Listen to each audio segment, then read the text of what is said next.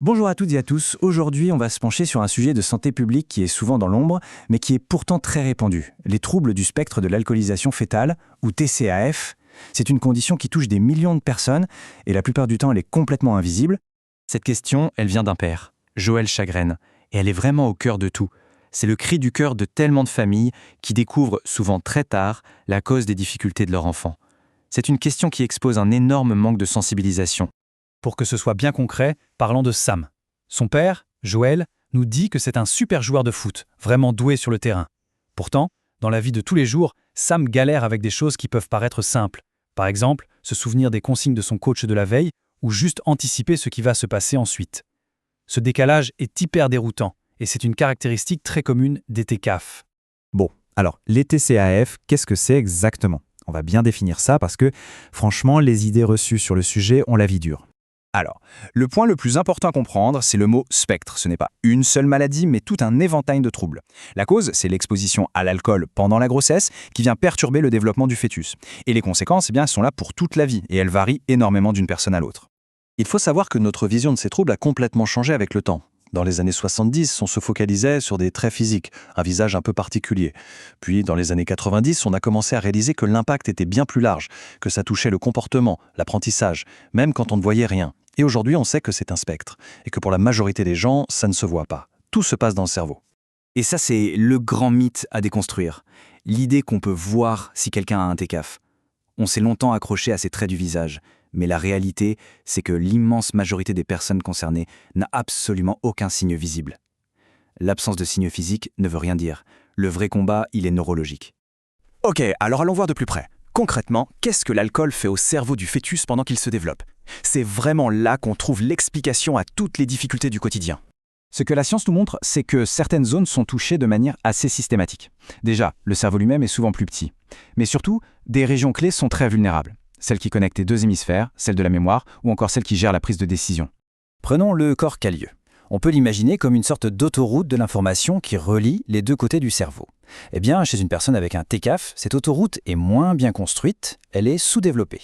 Le résultat, la circulation des informations est moins fluide, la coordination est plus difficile, et ça impacte plein de compétences.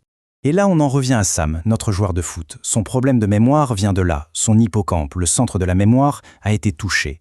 Les cellules y sont plus petites, moins bien organisées. C'est l'explication physique au fait qu'il peut apprendre une tactique un jour et le lendemain, pouf, tout a disparu. Ce n'est pas de la mauvaise volonté, c'est son cerveau qui est câblé comme ça. D'accord, on a vu ce qui se passe dans le cerveau, mais comment ça se traduit dans la vie de tous les jours? Quel est cet effet domino dont on parle? Non seulement pour les gens eux-mêmes, mais pour toute la société, parce que les répercussions sont vraiment immenses. Alors accrochez-vous bien, on estime qu'entre 1 et 5% de la population générale serait concernée. Oui, 1 à 5%.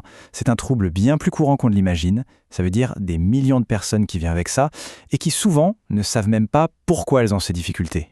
Et maintenant, regardez bien cette comparaison. Dans la population générale, c'est jusqu'à 5%. Mais dans la population carcérale, on explose les chiffres, entre 10 et 36%. Le décalage est juste ahurissant. Pourquoi? Parce que les difficultés de jugement, l'impulsivité, le fait de mal comprendre les règles, les rendent extrêmement vulnérables face au système judiciaire. Alors, la question qui se pose, c'est si c'est si fréquent, pourquoi est-ce qu'on en entend si peu parler et pourquoi c'est si peu diagnostiqué? La réponse est simple. Pour obtenir un diagnostic, c'est un véritable parcours du combattant. Imaginez un peu.